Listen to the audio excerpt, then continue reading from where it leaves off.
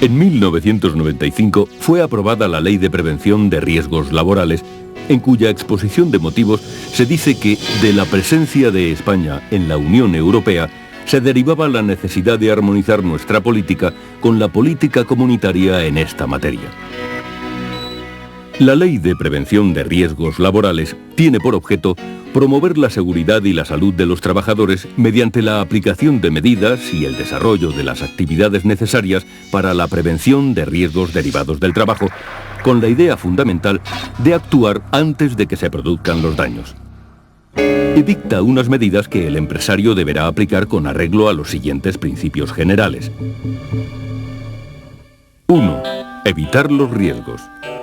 2. Evaluar los inevitables. 3. Combatirlos en su origen. 4. Adaptar el trabajo a la persona. 5.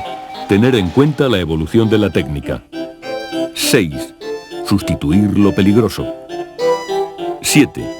Planificar la actividad preventiva para un periodo determinado, estableciendo fases y prioridades de su desarrollo en función de la magnitud de los riesgos y el número de trabajadores expuestos a ellos. 8.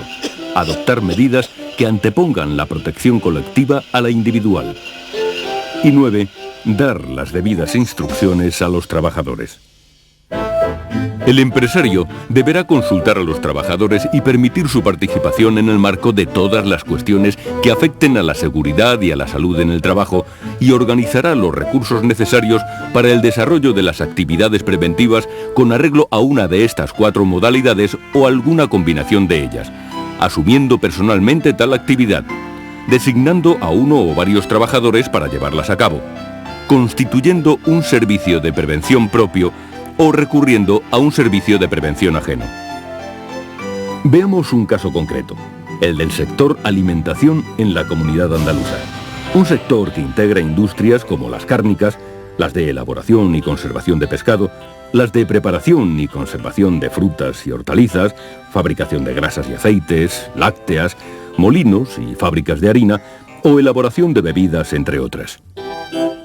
En este sector, los accidentes más comunes son, por este orden, los producidos por sobreesfuerzos, casi una cuarta parte del total, golpes por objetos o herramientas, caídas de personas al mismo nivel, atrapamiento por o entre objetos, caídas de personas a distinto nivel y pisadas sobre objetos, existiendo asimismo otras situaciones de riesgos tales como la exposición a riesgos biológicos e higiénicos, que aun no teniendo la cuantificación de las anteriores, sí tienen una importancia cualitativa elevada.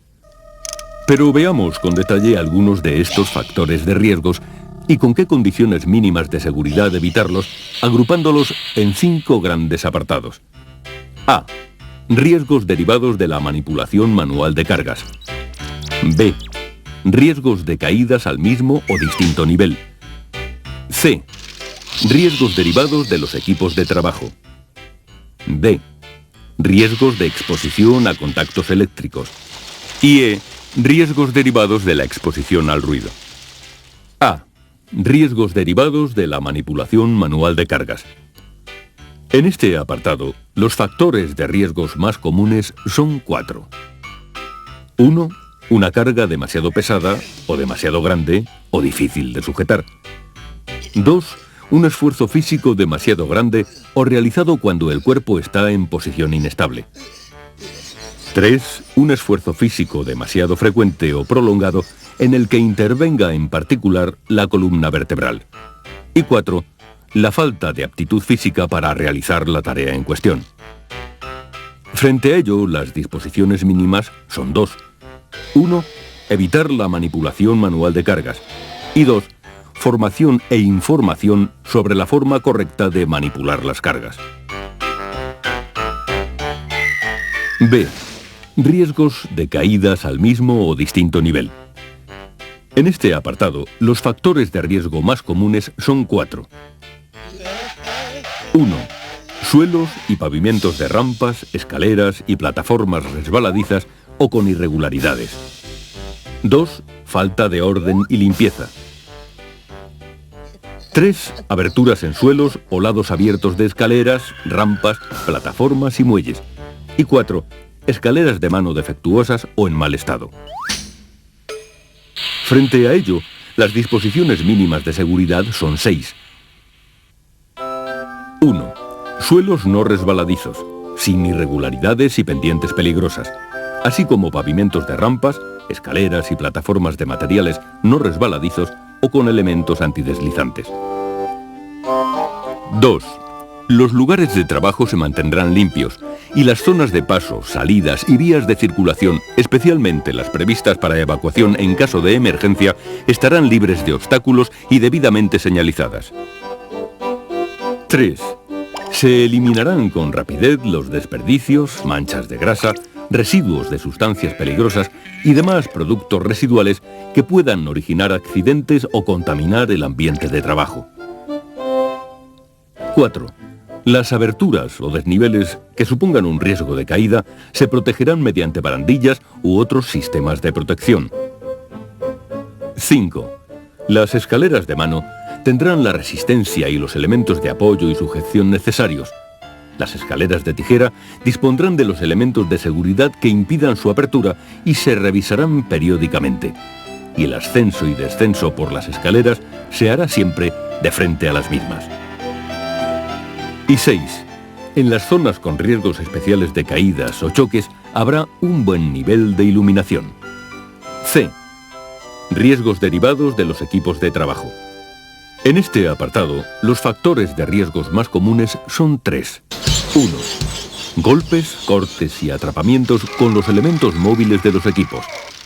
2. Proyección de elementos de los equipos. Y 3. Proyección del material que se trabaja. Frente a ello, las disposiciones mínimas de seguridad son 7. 1. Solo se utilizarán los equipos provistos del marcado CE y acompañados de la declaración CE de conformidad. 2. Su puesta en marcha solo se podrá efectuar mediante una acción voluntaria sobre el órgano de accionamiento. 3. Todo equipo deberá estar provisto de un órgano de accionamiento de emergencia que permita su parada total. 4. Los equipos con riesgo de proyección estarán provistos de resguardos adecuados. 5. Los elementos móviles de un equipo que entrañen riesgos de accidentes por contacto mecánico deberán ir equipados con resguardos o dispositivos que impidan el acceso a la zona peligrosa. 6. Las operaciones de mantenimiento, ajuste, desbloqueo, revisión o reparación de los equipos se realizarán tras haber parado y desconectado el equipo y haber tomado las medidas necesarias para evitar su puesta en marcha o conexión accidental. Y 7. Las herramientas manuales deberán ser de características y tamaños adecuados a la operación a realizar. D. Riesgos de exposición a contactos eléctricos. En este apartado, los factores de riesgos más comunes son 2. 1. Contactos directos. Y 2. Contactos indirectos. Frente a ello, las condiciones mínimas de seguridad guardan relación con lo dispuesto en la normativa específica sobre instalaciones eléctricas, a saber, 4 normas esenciales. 1. Las instalaciones eléctricas no deberán entrañar riesgos de electrocución. 2. Los trabajadores deberán estar debidamente protegidos contra los riesgos de accidente causados por contactos directos o indirectos. 3. Las instalaciones eléctricas y los dispositivos de protección deberán tener en cuenta la tensión, los factores externos condicionantes y la competencia de las personas que tengan acceso a las partes de la instalación. Y 4. En los trabajos a realizar en los locales húmedos se extremarán las medidas de seguridad. La acumulación de gases o polvos combustibles pueden dar origen a incendios o explosiones. E. Riesgos derivados de la exposición al ruido. Frente a estos riesgos, las condiciones mínimas de prevención guardan relación con lo dispuesto en la normativa específica. Con estos ejemplos, les hemos querido mostrar que estamos hablando de una ley que persigue, ante todo, crear una auténtica cultura preventiva y que, por tanto, involucra a toda la sociedad en su conjunto. La Ley de Prevención de Riesgos Laborales tiene por objeto promover